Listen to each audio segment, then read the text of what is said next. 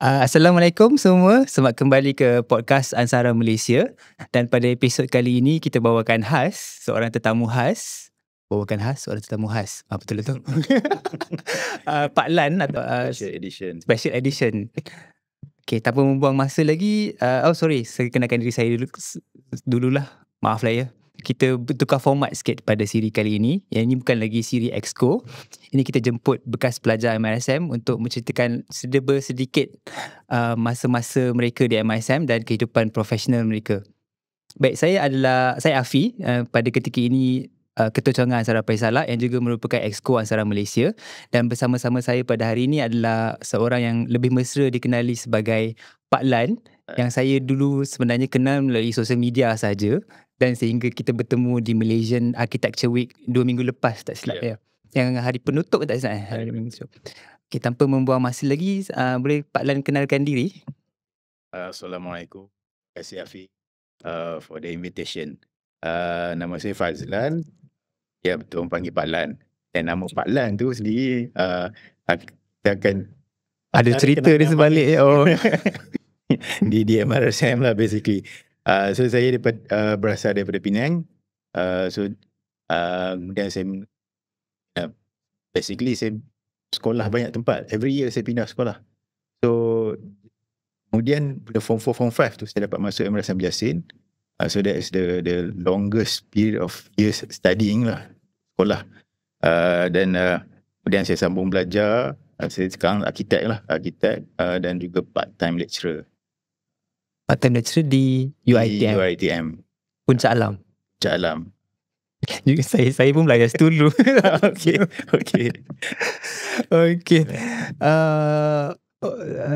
Ada tak kenangan atau peristiwa yang Pak Lan tak suka untuk lupakan sewaktu di MRSM? Pak Lan daripada MRSM Jasin kan? Sekarang dipanggil ATJ, Ansara TGB Jasin, Tunggal Fababa. Ya, yang saya cakap tadi lah, kenangan manis antara satunya sebab nama Pak Lan itu sendiri. Asalnya sebelum saya masuk MRSM, member kawan-kawan panggil Lan, Fazlan Lan lah, normal Lan. Ataupun orang kampung panggil Ijan. Tapi bila masuk MRSM, seorang senior ni lah, dia kata, muka hang ni macam, muka hang tua lah, dia kata. Nama Fazlan, kawan panggil Lan. Tapi muka hang tua. Aku panggil hang Pak Lan. So melekat tu lah. Dari situ lah dapat nama tu. Muka nampak tua. So dia bagi nama Pak, tu lekat nama Pak Lan. So daripada situlah antara kenangan, kira you nasib baik lah dapat nama yang elok. Kenapa ada kawan yang dapat nama tak elok? Nama tu. So dia jadi kenangan manis lah. Dia dapat nama yang good one lah kan. Pak Lan. So Pak Lan masuk Form 4 lah Form 4. So apa yang Pak Lan dapati berbeza daripada sekolah biasa dengan bila masuk MRSM? Ada culture shock ke bila Pak Lan masuk MRSM? Ataupun ada expectation yang Pak Lan expect bila masuk MRSM? Of course lah, kita masuk asrama kan, tak sama dengan sekolah harian. So dia lebih pada kita managing ourselves lah kan. Tapi Form 4 tu saya dah boleh manage sendirilah kan. Cumanya ya itu je lah, sebab saya rasa sebab dia you expect to do everything yourself sekarang ni. Parents dah tak ada kan. So that's the one yang transition yang very different. So everyone common lah kan. Dia first time basuh baju sendiri ke hantar dobi je tiap minggu. Baju basuh sendiri.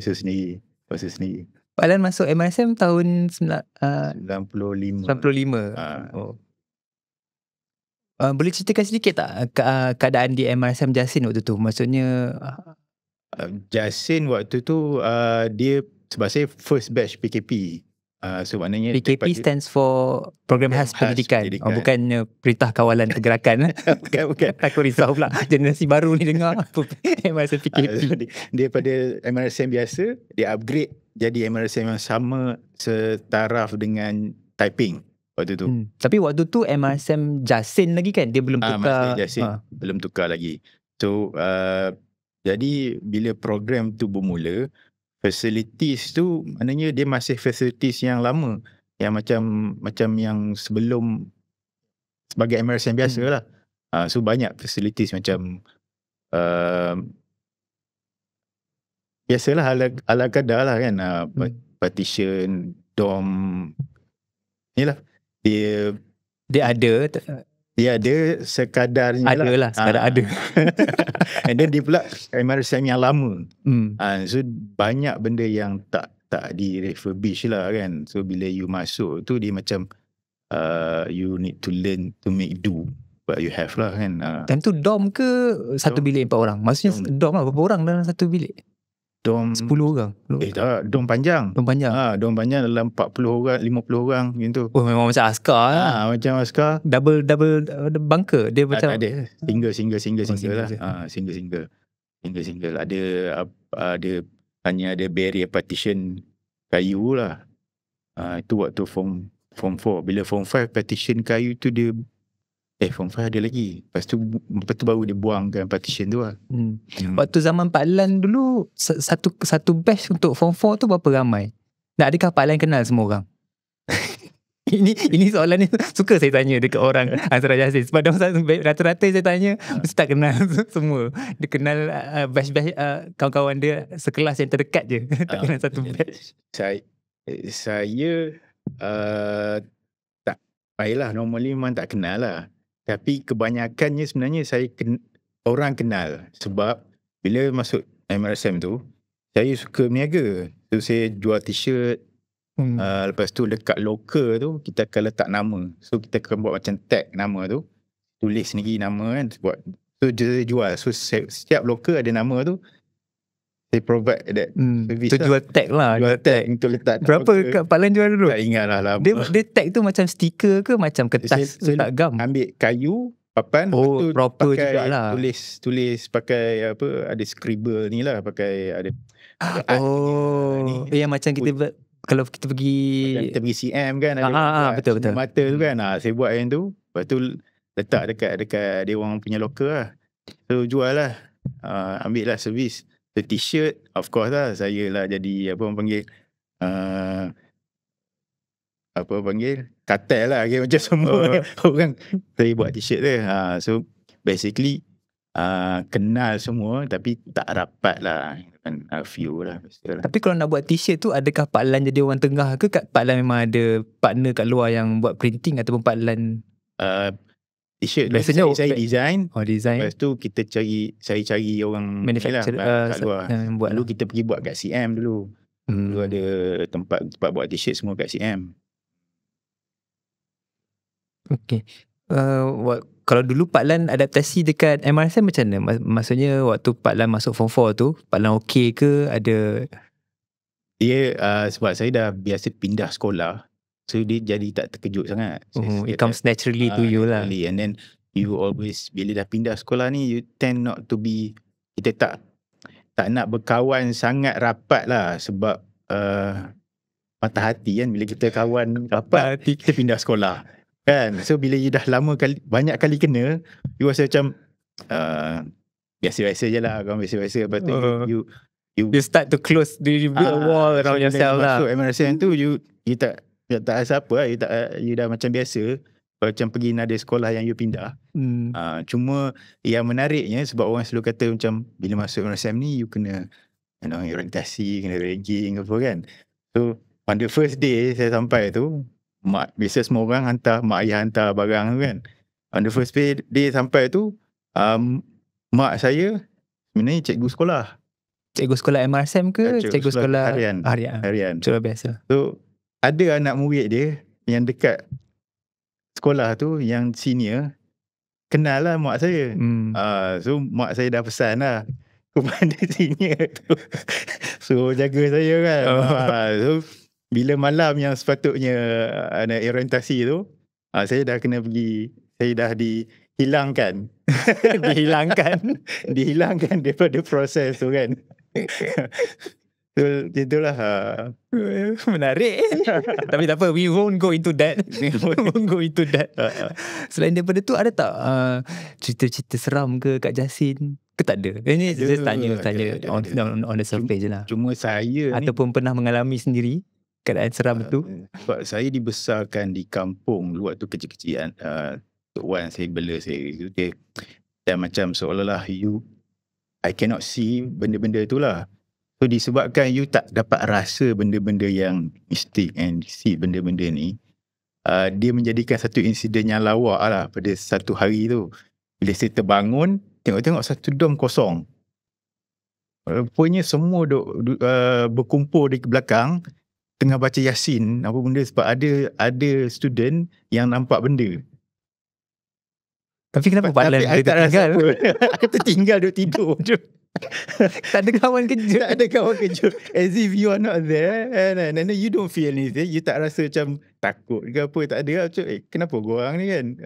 Jasin dekat dengan hutan ke? Saya tak pernah sampai Mesin Jasin lagi. Dekat dengan hutan ke?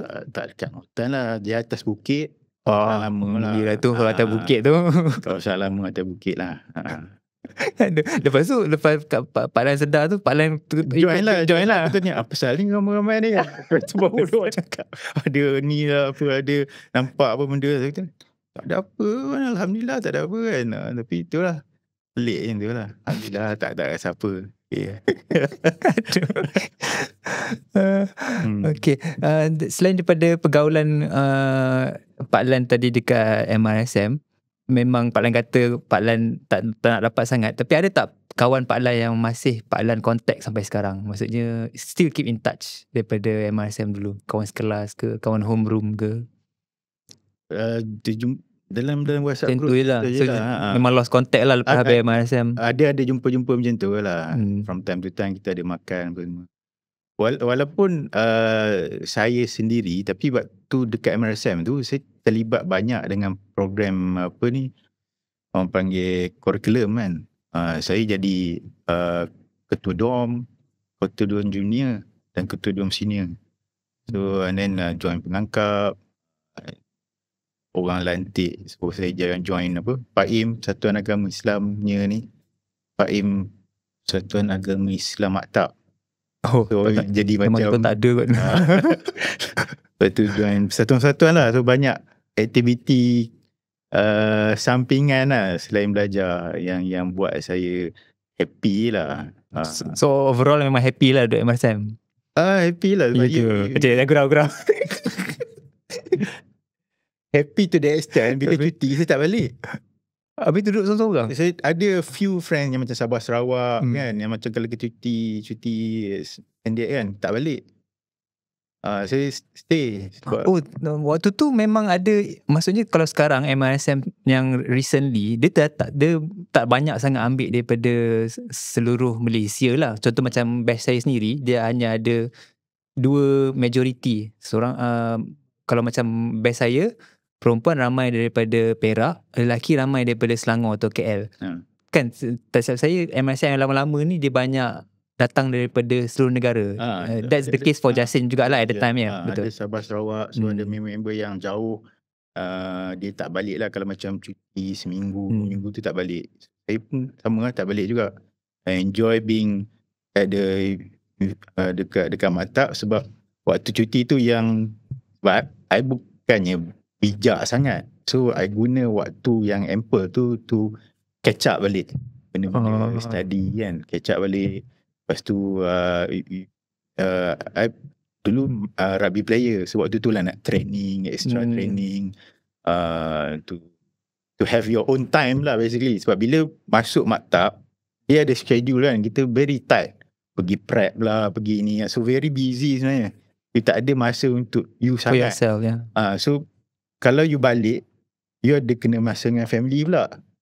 So instead of you stay, ada masa untuk diri sendiri kan. You pergi turun town ke sendiri kan. So I enjoy lah being itu macam terbalik pula. Orang nak balik, Pak Lan duduk kat Maktab. Tak ada.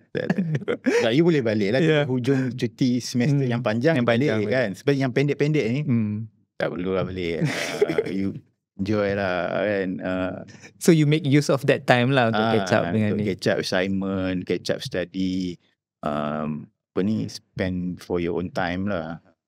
Macam mana cabaran Pak Lan dulu untuk menghadapi SPM? Apa yang Pak Lan, I mean like, ada habit yang Pak Lan develop dulu ke? Ataupun ada tips-tips yang Pak Lan boleh share untuk para pendengar kita yang masih di bangku sekolah? Saya ni agak lemah menghafal kan. So what did you do? Sebab saya sebab tu saya buat architecture, sebab visual thing kan, rather than reading kan. Sebab my father suruh buat doktor kan, adik saya semua doktor, tapi saya tak boleh. Saya kata tak boleh hafal. I kena a practical person, do things and then you remember. Hands on. So disebabkan tu, kekangan tu terpaksa luang lebih banyak masa untuk menghafal. Tak macam orang lain. So you kena allow that time lah. So saya bertuah sebab you jadi ketua dorm, junior dan senior. So bila orang lain light off, you boleh light on. You still boleh baca. Ada that benefit lah, kelebihan untuk stay up sikit compared to other people. So then bila SPM, everyone become senior. So saya jadi ketua dorm. Dia memang dedicatekan ruang untuk buat study dekat dalam dorm itself. So kawan-kawan boleh buat study group dekat situ bila kita tak boleh pergi dekat kelas kan. So diorang study tu. Even friend yang duduk dekat blok senior pun datang kat dorm saya. Sebab it's more comfortable, more convenient to baca lah kan. Sebab tempat lain kan. So tempat saya lebih disiplin. Lebih disiplin. Bila dah ada orang buat macam tu. Sebab bila you become senior, you sebenarnya bebas. Tapi saya dah diajar oleh super senior saya yang dia daripada college, dia dulu daripada atap tentera, dia masuk MRSM. So dia bawa disiplin ketenteraan tu dalam dorm saya. So saya belajar daripada dia tentang disiplin tu lah, disiplin ketenteraan tu. So bila dah diajar macam mana nak bersih dorm lah, macam mana teknik nak ni stretch dia punya ni semua kan, macam sebiji macam tentera. So bila form 5 saya duduk dorm yang sama, saya jadi ketua dorm form 5, saya tetap teruskan disiplin tu lah. So kawan-kawan lain, dorm lain, dia bila dia dah senior, you bebas lah patutnya. Tapi dorm tu masih ketat dia punya disiplin. So I cakap, if you don't like it, go out to other dorm kan. Saya tak kisah kawan tak kawan, tapi kita datang nak belajar, must have certain limitation discipline lah. Everyone need to give dia contribution. So disiplin, saya dapat disiplin ketenteraan dekat dorm tu thanks to that senior lah. I see.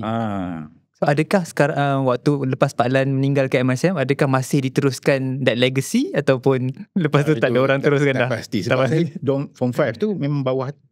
You bukan jaga dorm junior. Macam kalau saya jadi ketua dorm untuk junior, bolehlah turunkan. Tapi sebabkan saya jaga dorm waktu form 4, saya jadi ketua dorm tapi sebagai assistant kepada senior. Faham tak? Tapi bila form 5 saya stay dekat dorm yang sama. Saya jadi ketua dorm untuk batch saya lah. Lepas bila habis macam tu lah. Agak sayang lah. Tapi disiplin tu best lah. So first time saya dengar orang cakap disiplin tu best. Saya tak ada guna. Tak, sebabnya setiap minggu kan kita ada all LDP datang buat inspection kan. Dorm saya setiap saya menang. Ada pertandingan ke? Dia akan announce lah dorm yang terbersih kan. Dorm saya paling bersih lah, alhamdulillah. So antara yang best lah. Sebab kadang-kadang orang suka to be in the place yang dia rasa macam dia bebas. Tapi deep inside, kadang-kadang orang rasa rimas. Bila orang tak berdisiplin, dia nak buat kerja susah, dia nak baca buku orang kacau, tempat bersepah. So end up, from time to time, friends yang daripada dorm lain datang ke dorm kita just to have that ketenangan tu tau. Kebersihan, ketenangan. Dia macam jenis ada orang yang probably life dia tak ada structure. Tapi bila kita kat MSM, kita dah masuk dalam we structure ourselves. So tu datangnya disiplin kan. Bila you dah comfortable tu, you rasa macam Bila tak buat tu jadi something is missing in my life. Macam tu. Macam tu lah. Waktu nak ambil SPM, ada tak Pak Lan macam terfikir apa hala tuju lepas SPM?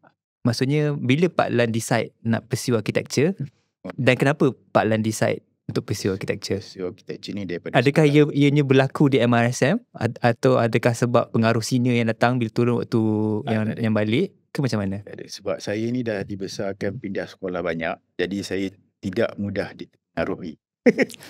So saya pilih architecture ni daripada darjah 3 architecture. Sebab pertama mula-mula saya nak jadi pelukis.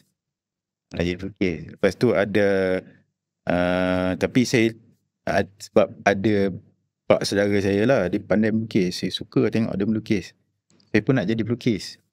Tapi kemudian bila sebab saya ni suka bebas, saya suka pergi berjalan lah. So, saya berjalan kalau KL tu apa kan, saya akan tengok waktu zaman tu lah, zaman 80-an 90-an dulu, pelukis ni kehidupan dia susah, very difficult life. So, pak saudara saya tu pun susah, dan saya rasa macam saya minat tapi saya tak boleh kan, benda yang akan you dah tahu benda tu akan menyusahkan hidup di masa hadapan.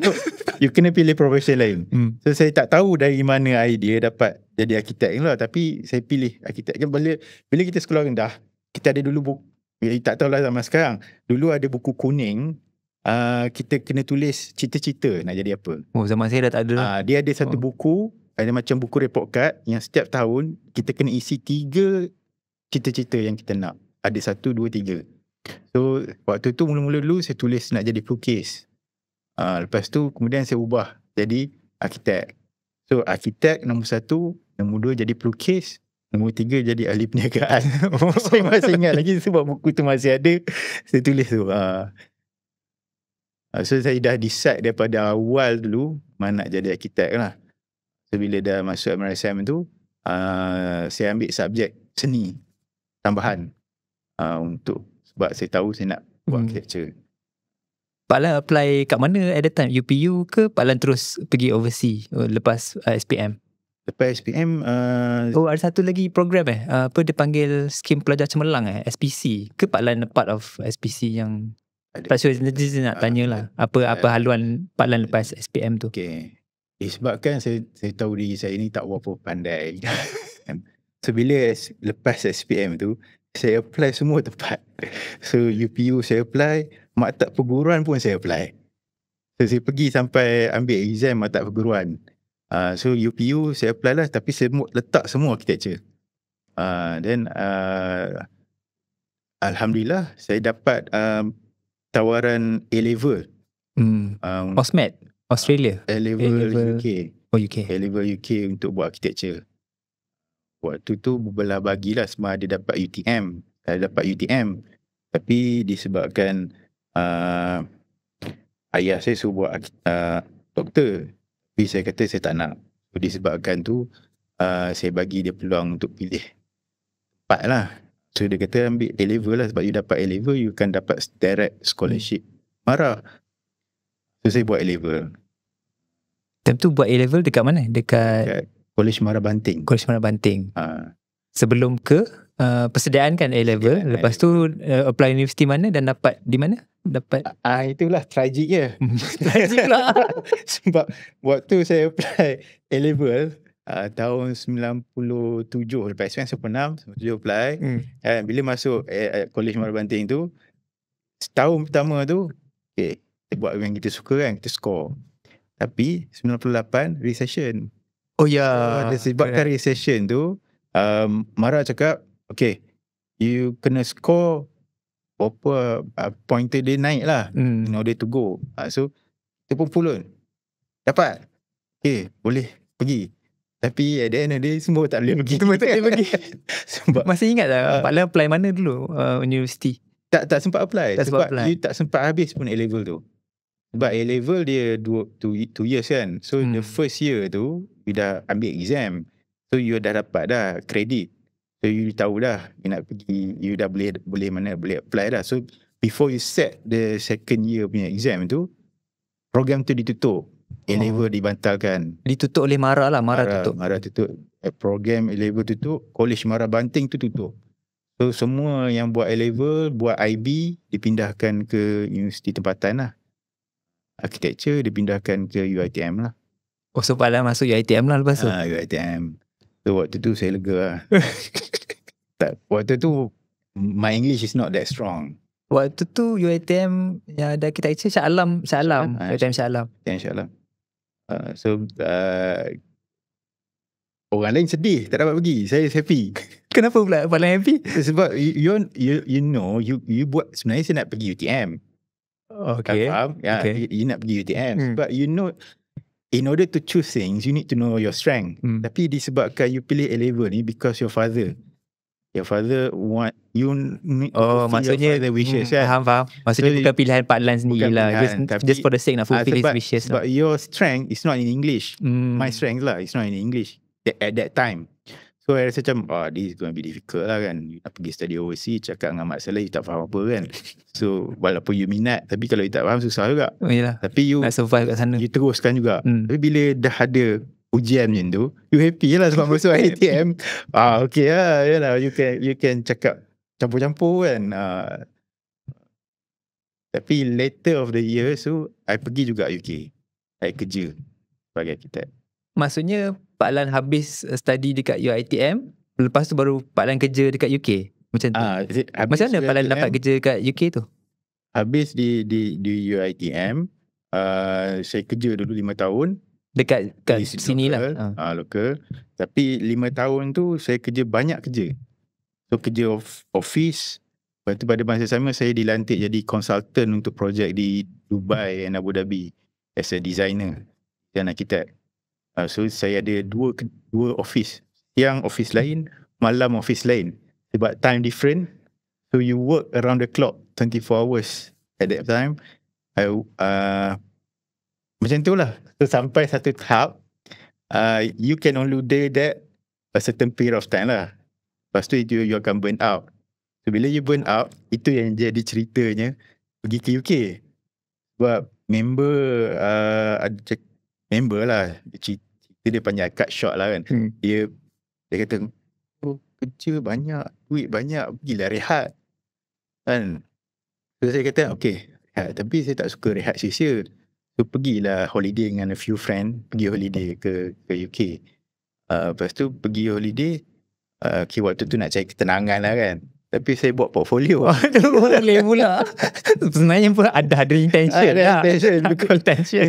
Kalau buat portfolio tu. Kira kan, okay, waktu ni gaji kat sini dengan sana. Sebenarnya bila you dah ada dua kerja sini, basically gaji you sama je dengan kat UK. Tapi disebabkan you will work half of it. Time. So you will buy half of the time.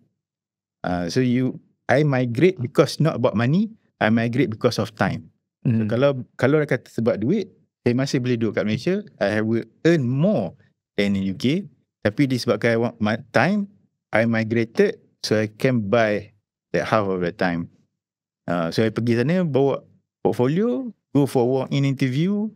Tengok accept buat interview. Maksudnya ketuk office lah. Zaman dulu Ketuk tanya. dia ada yang kita boleh pergi agent. Zaman dia agent, ada yang kita boleh walk in. One night I dapat kerja ni, my friend kata ada opening kat office dia. Dia suruh dia datang, just walk in, pergi yang tu, bawa my portfolio. This bit dramatic lah. Sebab waktu buat portfolio tu, kita ingat sebab waktu tu my English is not that strong, so masih tak strong. Tapi disebabkan you determine to buy that time, because you tahu time is precious waktu tu. So you rasa you will trade the money for that time. So I pergi juga, walaupun English tak apa, I pergi. Bila interview tu saya buat portfolio, kerja. Dia tengok lebih kurang je, kata kerja 5 tahun tu kan. Lepas tu bila dia habis tu, saya buka satu portfolio kertas A4 macam ni. Tapi dia buka jadi AO drawings. That AO drawing is my study works waktu high rise. Dia besar ni. Bila buka tu dia Dia impress lah. tu impress, terkejut tengok drawing tu dengan size tu. Lepas tu dia panggil director dekat atas, dia panggil chairman tu tengok, terus offer job that spot. So the thing is, you dah work 5 years and they see the portfolio, they don't really impress. Somehow they impress dengan your study work. So macam work aku je pun kan. Sebab time tu lah kita boleh eksperimen. We can test our limits. So rasanya dia tengok you punya bakat waktu belajar. So pentingnya belajar tu, you produce something, because it does make a difference walaupun you ada pengalaman kerja. Because sometimes on their mindset, bila you kerja in the team, pasukan. So some of the portfolio might not be 100% your contribution, but your study is actually 100% of your contribution. So situ dia akan tengok, daripada situ dia tally balik dengan you punya kerja portfolio. So kalau study portfolio tak bagus, kerja portfolio bagus, dia ada doubt lah kat situ. Tapi kalau you punya bagus, alhamdulillah, dia akan miss lah. Berapa lama Pak Lan kerja dekat firm tu? 4 tahun setengah ya. 4 tahun setengah. Lepas tu balik sebab tu tak apa sihat. Sepatutnya nak. Tahun bila tu balik? Tahun Jun 2010. Dalam 15 tahun dah. And then bila Pak Lan balik sini, Pak Lan kerja sini lah. Kerja sini. Boleh ceritakan sikit macam mana apa jadi lepas Pak Lan balik tu? Bila balik, chairman tu tak nak bagi balik. So bila saya balik sini, the first 6 months saya masih kerja di UK sebenarnya. Maksudnya virtually lah. Virtually. Waktu PKP kita belajar work from home kan. Saya waktu tu 2010 tu dah work remote. Mana you duduk sini, you log into the server sana. So my PC dekat sana masih ada. So desk masih ada, PC masih on. So bila saya buat kerja dekat sini, cursor tu bergerak kat sana. File tu di open di sana. So dia work remotely lah. So work remotely kat sana. So dia kerja macam tu selama 6 bulan lah. Okay, ni nak tanya, macam mana, are you earning in pound sterling ataupun Malaysian ringgit? Tapi macam mana, maksudnya Pak Lan buat sendiri taxes semua lah? Disebabkan soalan lain menyimpang sikit nak tanya sebab interesting ni. Sebab bila you earning sana, sana bila dia keluarkan gaji, dia terus deduct tax. So tax, you pay tax to the UK government lah kan. So bila dia transfer sini, you already not need to be taxed. Waktu tu lah konsep waktu tu. Bila kat sini, benda tu tak perlu tax lah sebab dah being tax. So 6 bulan tu lepas tu memang totally lepas tu memang totally. Lepas tu bila habis 6 bulan tu, saya kata saya nak masuk office kerja sebab saya nak sambung buat part 3. Saya nak masuk lah office balik, and so I cannot continue working for them lah. So at least 6 month grace period tu they can find someone else apa semua lah. So lepas tu baru ni lah saya masuk kerja balik office ni, and then macam tu lah. And then a few years ago Pak Lan ada buat mural boleh ceritakan sikit tak how that panjang jauh ni jadi. Tak apa. Okay. Jadi dia bila balik dari UK, saya kerja remotely, kemudian saya berhenti. Saya kerja kat office. Bila saya kerja kat office, kemudian ada satu episod saya berhenti kejap, because the different working culture, because bila you dah a bit senior, you started to work more efficiently. Sebab bila saya dah been train dekat sana, saya rapat dengan chairman kat sana, so dia banyak train saya. Waktu tu saya duduk dekat Barry, Northern Manchester, so tak ada orang Melayu situ, so saya lebih rapat dengan local people dan rapat dengan chairman tu. Chairman tu cerita antara bendanya adalah tentang kita punya time management ni, how does it translate into money. So bagi dia, kalau kita one culture, there's many things lah. One of that culture is, okay, kalau you stay back, meaning you are not efficient. You tak dapat selesaikan, you are not able to complete the task within the time frame. Allocated time, And then time frame tu pula, you yang decide. dia akan tanya, Faz. Dekat UK orang panggil Faz pula. Sebab nak sebut Pak Lan tak boleh. Jadi lidah dia tu, Fazlan ni, Faz. Faz. So, can you, how long do you need to finish this? Saya cakap lah, okay, berapa hari kan. Kita dah biasa buat laju macam, no, that's too fast. I give him a bit more time. So, kita kata, okay, 3 days. So, you need to complete in 3 days without stay back. So, kalau you stay back, you're not efficient because you cannot complete. Satu lagi, you will use company resources more than other people. Bila you stay back, you kena pasang aircon, heater, pasang light, electric, and so you akan incur cost lah to the office. So jadi dah lah tak efficient, you absorb resources lagi. So bila balik sini, culture tu saya buat, you can complete task balik pukul 5 kan. Tapi dia tak boleh terima sebab orang sini kata bila you balik pukul 5, you tak committed to work. Baru nak masuk. You tak committed. Yes. And so you tak committed, macam orang lain stay back kan, tak committed. So dia jadi konflik kat situ. Sedangkan okay, lepas tu okay tak apa, I stay back lah sekejap kan. But when you stay back, you see people are not working. After 5, after 6, they pergi kedai dulu, kopi, lepas tu main game pun semua kan. So they are not really efficiently do work until around lepas maghrib 8 something baru dia start work. So there is a time gap yang sebenarnya is actually non-claimable. And I tak suka lah bila benda ni sebab I dah been okay, this one should have been claimed kan. So that a lot of conflicts lah in terms of culture lah. So I berhenti kejap, buat freelance balik. Dulu I biasa buat freelance work. Lepas tu after that, after a year dah, I got an offer balik, masuk office balik, to become a head of design. Become head design, okay. Dan lah, kan orang bawah kita buat.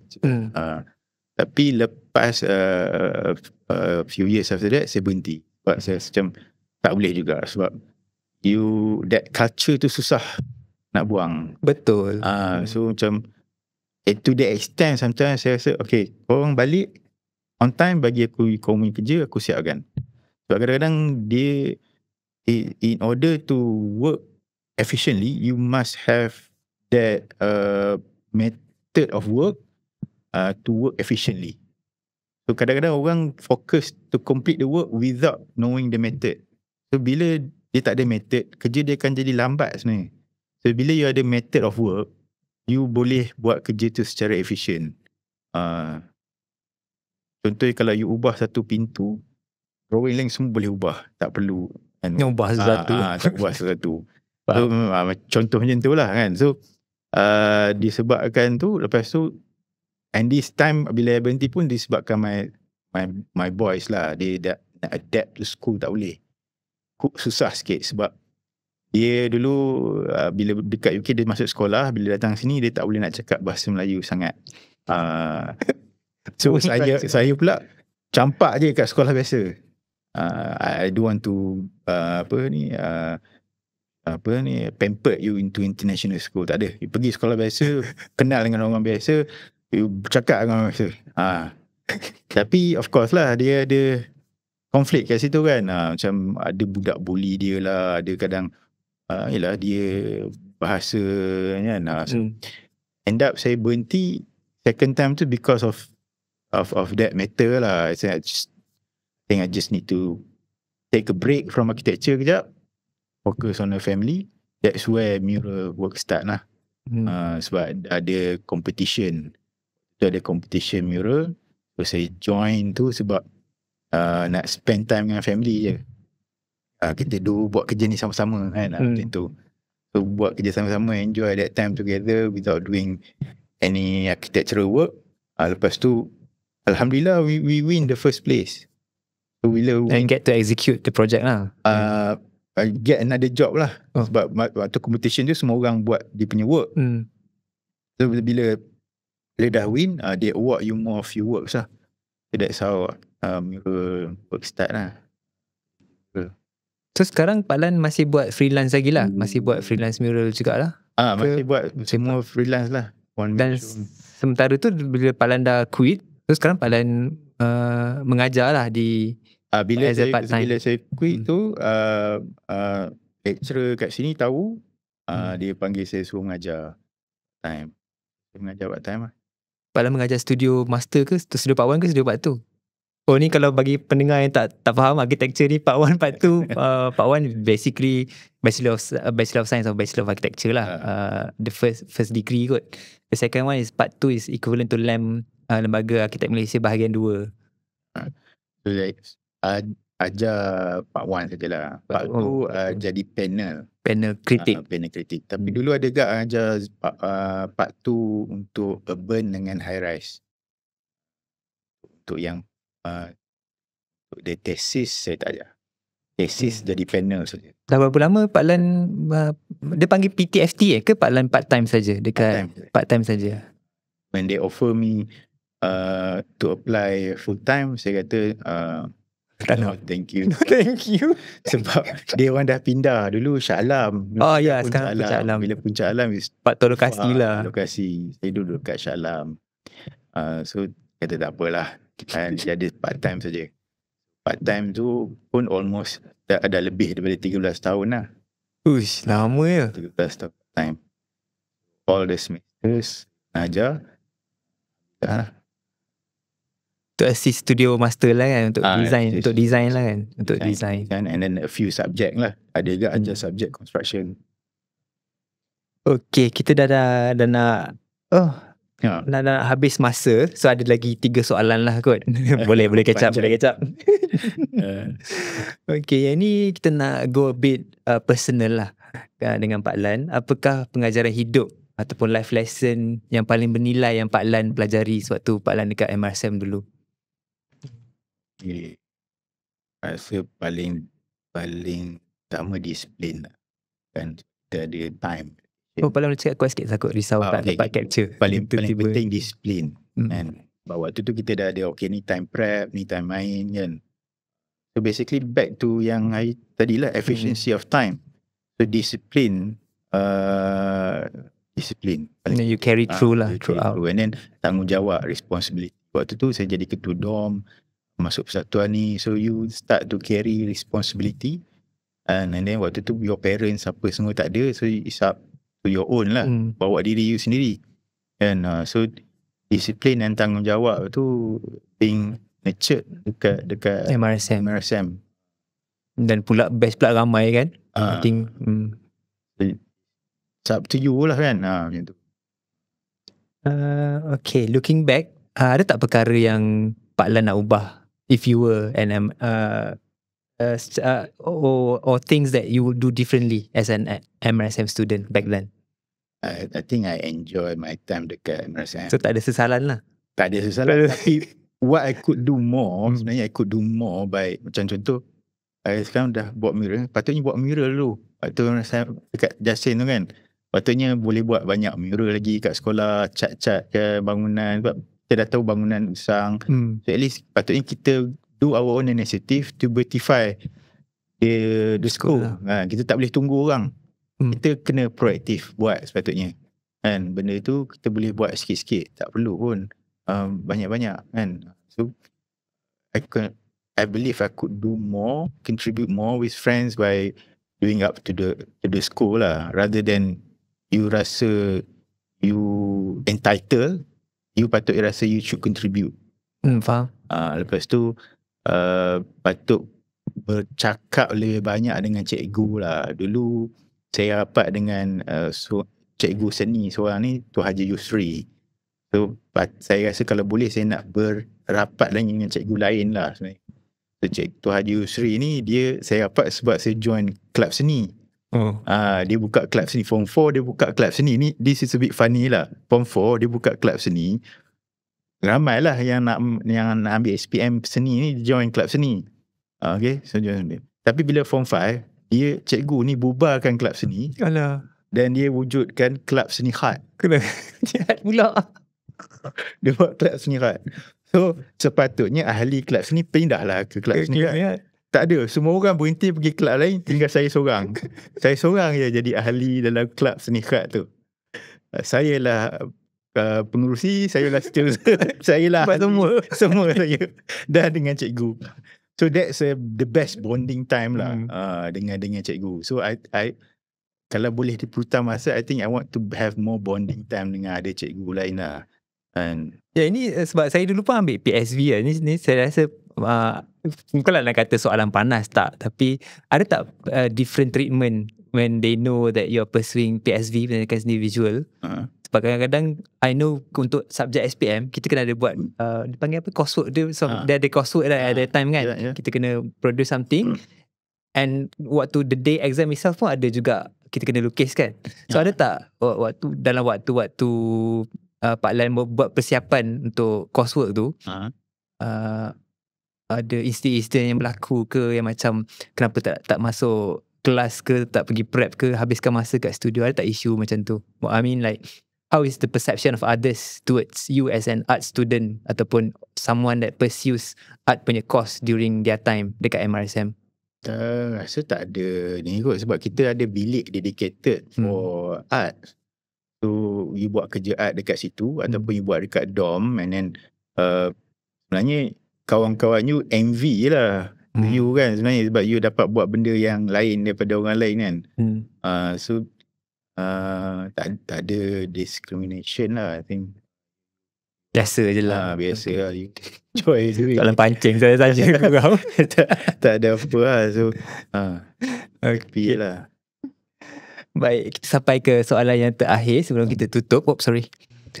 Bagaimana nilai dan tradisi MRSM ni membentuk perjalanan peribadi dan profesional Pak Lan, dan apa nasihat yang boleh Pak Lan berikan kepada pelajar semasa untuk mereka memanfaatkan masa mereka dekat MRSM masing-masing? One of the value yang, sebab saya sebelum dekat sekolah main bola biasa-biasa je, tapi bila masuk MRSM saya join rugby. So bila join rugby, dulu coach saya Cikgu Nur Razhar. So kita been trained with the culture of that gentleman's game. One of the culture tu, bila kita main game, bila dah habis, yang menang akan meraihkan yang kalah.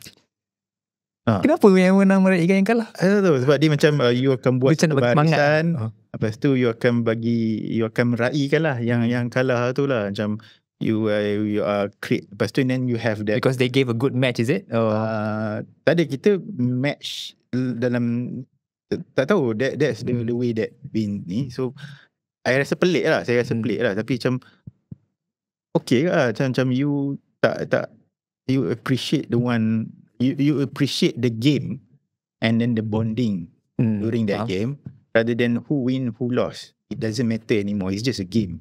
Bila menang kalah tu adab permainan, tapi towards the end you don't need to show off you winning ke you lose, you celebrate one another.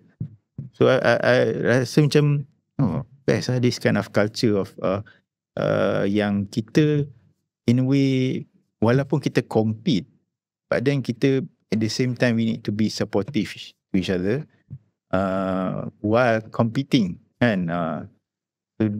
Bersaing secara sihat lah basically. Bersaing secara sihat, and then it's not always about winning lah kan. It's the spirit of sportsmanship lah macam tu. Sportsmanship kan. Lepas tu lagi macam itulah nasihat ni tadilah, nasihat tu nasihat lagi buat tentang tak tahulah nasihat. And then sebab kita masuk MRSM ni, bila I'm getting older sikit, bila saya mengajar kat ITM, then one of the lecturer senior lama lah cakap, dekat ITM ni kita banyak being subsidized. So kita sepatutnya kena hargai lah kan, student kena faham yang mereka ni disubsidi kan. So dia ada satu amanah kat situ untuk dia orang tunaikan. Dia bukan entitlement kan. Selalu orang kata dia masuk MRSM ni sebab dia layak masuk. Sedangkan sebenarnya memang betul dia layak masuk, tapi pada masa sama dia adalah satu amanah.